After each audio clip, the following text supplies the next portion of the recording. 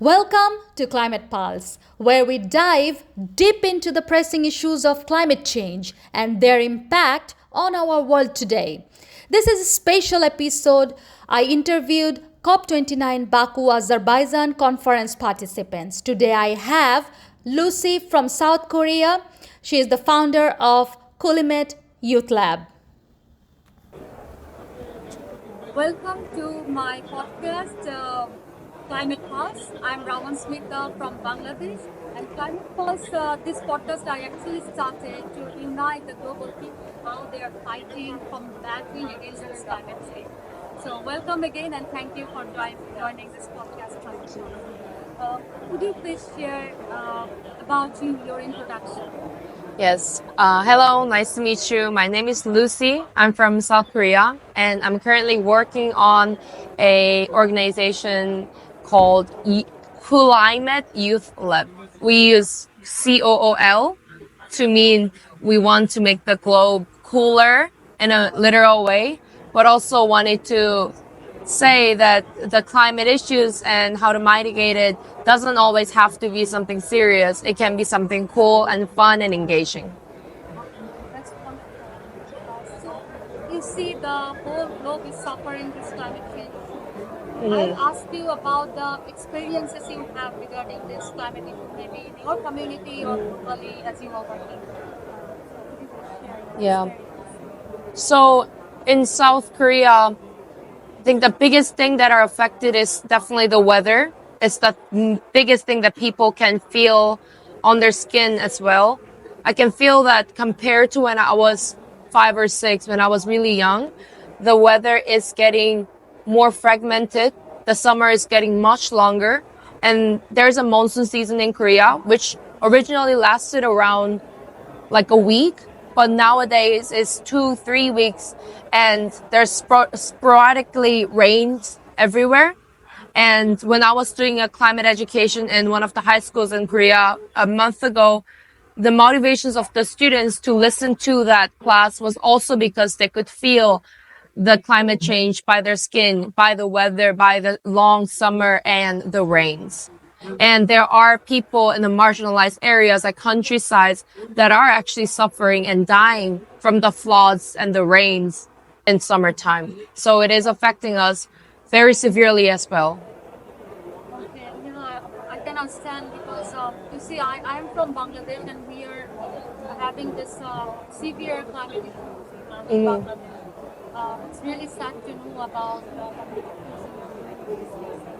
so what are the solutions you are bringing in your community or you are trying to combat this climate change? So I'm not a science expert. I can only do what I can do, which is communicating with people and talking about the importance of education, talking about the importance of talking it more, communicating more, and have an open space so that everybody can join the conversation. And that is what I'm doing. I'm doing it in daily life, like talking to my friends about it, talking in school, in the class that I'm learning, talking with the professors. And I'm also doing the education in high schools to ask them, because they are the youth, they are the future of the country and the globe, to ask their opinions. And I'm now working in the Climate Youth Lab to make it more organizationally and more globally. So I would say I'm working from the daily basis to something more broader and bigger, which is why I'm also attending COP this year. That's wonderful. Creating the awareness. That's actually necessary. So people know it at first and then they can take the action. That's wonderful. So far, what kind of actions you have taken through your organization? So Climate Youth Lab is a very recent organization we made. But before we started this lab, we did the project called Climata Project in Madagascar.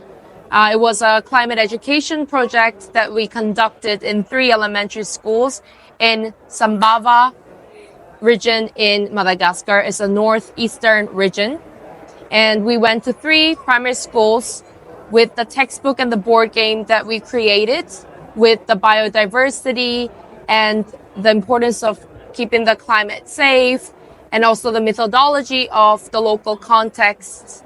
to bring the awareness of among the youth to know about the climate change and why they have to protect the earth. So we cooperate with the NGOs in Madagascar, and we went there this summer. And that was a project that we did so far, which contributed to making the Climate Youth Lab by ourselves. What inspired you to move from your country to another country in Madagascar? So, yeah, it might sound very surprising because Madagascar is very far and it doesn't have, comparatively, it doesn't have a lot of connection with South Korea compared to other countries. But it started from my sister's, who is the CEO of Youth Climate Lab. My sister's motivation in COP last year in Dubai, that she met Malagasy delegates and talked about the seriousness of the climate issues there. And she was motivated and she wanted to start a project. She talked to me about the story. And even though I was not there physically, I could feel her passion. I could imagine how it is there. And I said I will join. And we started the project. So it started from a very genuine and real story of the country that is in the globe and is affected by the climate change, just like South Korea, where I am from. That's really great. That so inspired you to go and join in a different country. That's really great experience, I'm sure. So if I ask you, like now you are present in this COP29, so what is your expectation from this COP so far? So my biggest expectations of this COP, since it's my first COP, so I'm still getting used to the environment, but I wish there will be more engagement of the people who are not involved in this conversation yet. I hope it brings more creativity and more funness to make sure that people are being involved and engaged. It is a very nice opportunity, amazing opportunities that all of the delegates and the people who are representing the climate issues in their countries are gathering together. So I would want everybody to enjoy in this opportunity, not only just talk about the issues of it, but also to try to create a project or the connection to make sure that everybody can easily start and then make something more serious in the future. But I want the more funness and the more creativity in COP as well as the decision makings of each country, because policy is very important. But I want to balance out the policy and also the public engagement, and I hope there is a bridge created between them to make sure the policy and the decision makers are hearing the stories of the people living in the country. That's really we all expect from COP actually. So I will move to the next question. Like, if I say that if other youth organizations from other part of the world they want to connect to you, how you can connect them to your activities, how they can connect to you. How they can connect to me, it is a very mutual connection, I would say, mutual relationship. So me being an open-hearted first will be the most important thing.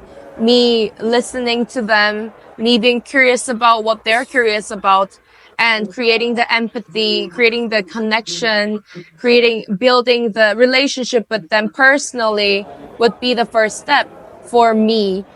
And only then I can expect them to step forward and open their hearts as well. So I would say it starts from myself.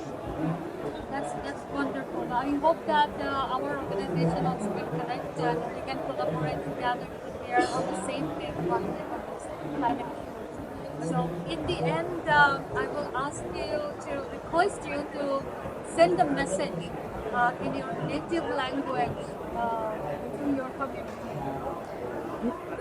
Okay, I'm a little shy when I speak in my native language, but I will try my best.